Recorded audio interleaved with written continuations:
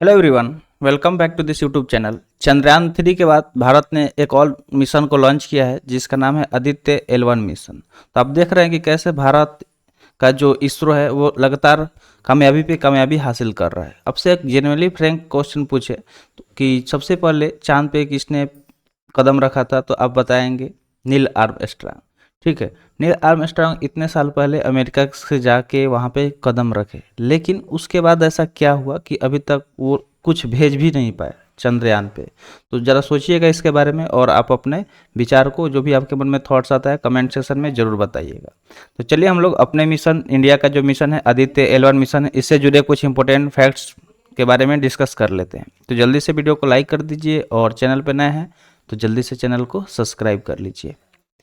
तो देखिए, भारतीय अंतरिक्ष अनुसंधान संगठन, देखिए इसरो जिसको हम लोग इंडियन स्पेस रिसर्च ऑर्गेनाइजेशन बोलते हैं इंग्लिश में, इसने क्या किया, 1.5 मिलियन किलोमीटर की दूरी से सूर्य का अध्ययन करने के लिए डिजाइन की गई वेधशाला आदित्य L1 अंतरिक्ष यान को सफलपूर्वक लॉन्च करके एक महत्वपूर्ण मील का पत्थर हासिल किया है। यानी कि इसरो देख रहे हैं कामयाबी पे कामयाबी हासिल कर रहा है। पहले तो एक बार 2019 में जब चंद्रयान 2 को लॉन्च किया गया उस टाइम फेलियर हो गया, तो कोई बात नहीं, फिर हम लोगों ने टाइम लिया, इसरो ने टाइम लिया और इस बार कामयाबी हासिल किया। इस बार सॉफ्ट लैंडिंग कराया और वो सफलपूर्वक हो गया। फिर उसके बाद दूसरा मिशन लेके आया जिसका नाम है आदित्य L1।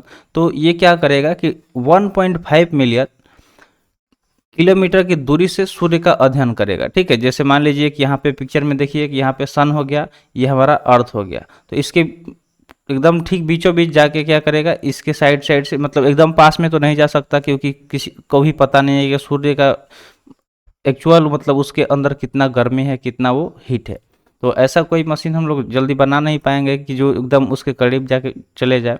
एक मिशन था पार्कर मिशन नासा का, ठीक है, पार्कर मिशन, तो वो थोड़ा सा ज़्यादा करीब गया था क्योंकि उसको उस तरह से डिजाइन किया गया था। लेकिन ये क्या करेगा, पूरा पास में नहीं जाएगा, ये एक 1.5 मिलियन किलोमीटर की दूरी से क्या करेगा, इसके ऑर्बिट को एक इसको अध्ययन करेगा कि इसमें क्या क्या चीज़ है। ठीक है, इसलिए इसे लॉन्च किया गया है।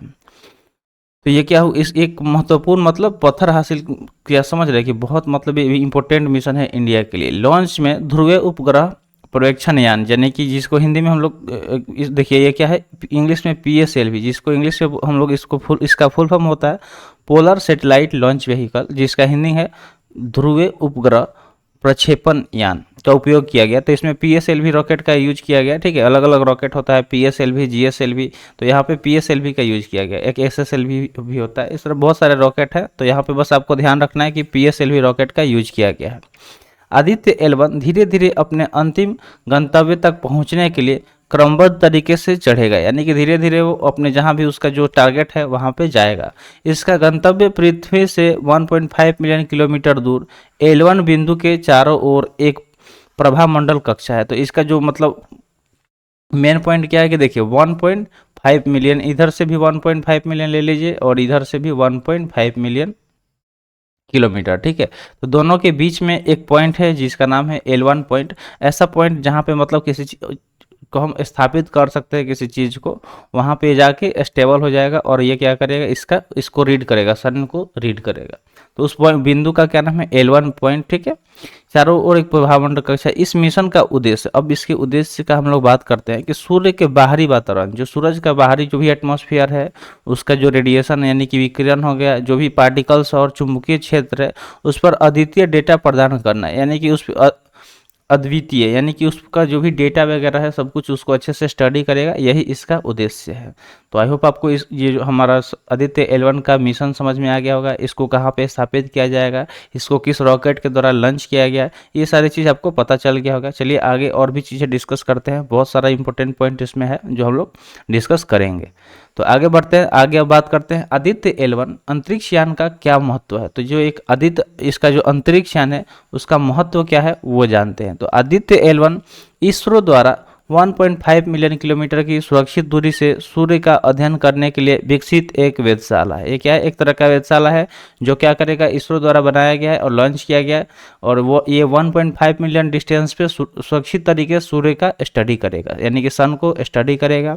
इसमें सूर्य की विभिन्न तरंगे, सूर्य से आपको पता है अलग अलग तरह के तरंग धैर्य निकलते हैं, यानी कि जो भी इंफ्रारेड हो गया, रेडिएशन हो गया, पार्टिकल्स हो गया, जो भी मतलब उससे सूरज से निकल रहा है जो भी पार्टिकल्स हो गया, जो लाइट हो गया, उन सब चीज़ को, ये रेडिएशन हो गया, उसको ये रीड करेगा। चुंबकीय क्षेत्रों का निरीक्षण करने के लिए डिजाइन किए गए उपकरणों का एक सेट है। तो ये जो L1 है, इसमें अलग अलग उपकरण सेट किए गए हैं, अलग अलग इसमें इंस्ट्रूमेंट लगाया गया है ताकि वो इजिली स्टडी कर पाए जो भी वहाँ से रेडिएशन वगैरह सन से निकल रहा है उन सब से। इस मिशन का उद्देश्य सूर्य के व्यवहार और पृथ्वी पर इसके प्रभाव का व्यापक समझ हासिल करना है। तो इसका उद्देश्य क्या है कि मतलब सूर्य का क्या बिहेवियर है और पृथ्वी पर इसके क्या क्या प्रभाव पड़ रहे हैं, जो उससे रेडिएशन निकल रहा है, इन सब चीज़ों को समझना, यही इसका उद्देश्य है। आगे अब बात करते हैं कि जो आदित्य L1 अंतरिक्ष यान को कैसे लॉन्च किया गया और इसके कक्षा में कैसे स्थापित किया गया। तो ये हम लोग चीज़ डिस्कस करेंगे कि इसको लॉन्च कैसे किया गया और जो जहाँ पे जो L1 पॉइंट है उस पर कैसे इसको स्थापित किया गया। तो जो अंतरिक्ष यान को ध्रुवीय उपग्रह प्रक्षेपण यान, ये तो आपको बता दिए, पोलर सेटेलाइट लॉन्च व्हीकल जिसको शॉर्ट में PSL भी बोला जाता है, उसका उपयोग करके लॉन्च किया गया था। इस मिशन में एक अनोखा अभ्यास हासिल था, ठीक है, जहां PSLV के चौथे चरण को अंतरिक्ष यान को उसकी अंडाकार कक्षा में सटीक स्थिति में लाने के लिए 2 फायर किया गया था, ठीक है, इसमें 2 फायर किया गया ताकि वो सटीक तरीके से जहां उसका मेन स्थिति है वहां पे जाए, जो जटिल कक्षीय अभ्यास में इसरो की क्षमता को प्रदर्शित करता है। तो इससे ये पता चलता है कि इसरो का क्या क्षमता है, इसरो कितना किस लेवल तक जाके चीज़ें कर रहा है, ये आपको सोचना चाहिए। तो इसलिए एक बार जाके कमेंट सेक्शन में जल्दी से जय हिंद लिख दीजिए कि इसरो इंडिया के लिए इतना सारा काम कर रहा है और हमारे देश के वैज्ञानिक अपने देश के लिए इतना सारा काम कर रहे हैं। तो आगे बढ़ते हैं, अब बात करते हैं कि लॉन्च के बाद जो आदित्य L1 है, अंतरिक्ष यान का पथ क्या होगा। जब इसको लॉन्च कर दिया जाएगा तो इसका क्या पथ होगा, किस मतलब ये पॉइंट पे ये मूव करेगा, वो चीज़ हम लोग बात करते हैं। तो अंतरिक्ष यान को धीरे धीरे अभ्यासों की एक श्रृंखला के माध्यम से L1 बिंदु, L1 जो पॉइंट है कि चारों एक प्रभा मंडल कक्षा में ले जाया जाएगा। तो यहाँ पे जो L1 पॉइंट है, आप यहाँ पे देख पा रहे होंगे पिक्चर में L1 पॉइंट, वहाँ पे इसको स्थापित करना है। ये जो हमारा अर्थ है यहाँ से लॉन्च किया गया, इसको इस तरह से लॉन्च किया जाएगा कि जाके ये जो L1 पॉइंट है वहाँ पे स्थापित हो जाए, जो पृथ्वी से 1.5 मिलियन किलोमीटर दूर है। कितना दूर है, तो 1.5 मिलियन बोले ना, इधर से मतलब दोनों तरफ से वो एक मतलब मीडियम पॉइंट है, मिड पॉइंट है। अगर पृथ्वी और सन से देखा जाए तो लगभग मतलब नियर अबाउट मिड पॉइंट है। इस स्थिति से यह सूर्य की गतिविधियों और घटनाओं का अवलोकन करेगा और उसी पॉइंट से वो क्या करेगा कि सूर्य का जो भी एक्टिविटीज़ वगैरह है, जो भी इंसिडेंट्स वगैरह, जो रेडिएशन वगैरह निकल रहा है, उन सब चीज़ को स्टडी करेगा। तो एक बार इस पिक्चर को ध्यान से देख लीजिए, जो हम यहाँ पे पिक्चर लगाए हैं। तो यहाँ पृथ्वी है, एक बार हम इसको कोशिश करते हैं जूम करने का, ठीक है। देखिए इसको हम जूम कर दिए यहाँ पे। अब थोड़ा ध्यान से देखिए, आपको पता चल जाएगा कि यहाँ पे जो हमारा अर्थ है और ये पॉइंट है L1, जहाँ पे आदित्य L1 को स्थापित किया जाएगा और ये सन हो गया। तो यहाँ से ये स्टडी करेगा, थोड़ा करीब जाके उसको देखेगा। जैसे हम लोग भी किसी को देखना होता है, किसी को समझना होता है, तो थोड़ा नज़दीक से देखते हैं तो पता चलता है कि वो कैसा है इंसान। इसलिए ये भी आदित्य L1 यही काम करेगा। तो आई होप आपको समझ में आ गया होगा। अब आगे बढ़ते हैं। तो आज के लिए इतना ही, आज का सेशन यहीं पर समाप्त हुआ। सेशन कैसा लगा कमेंट सेक्शन में ज़रूर बताइएगा और इंडिया के लिए एक बार जय हिंद जरूर लिखिएगा। तो मिलते हैं फिर अगले वीडियो में। Thanks for watching. जय हिंद।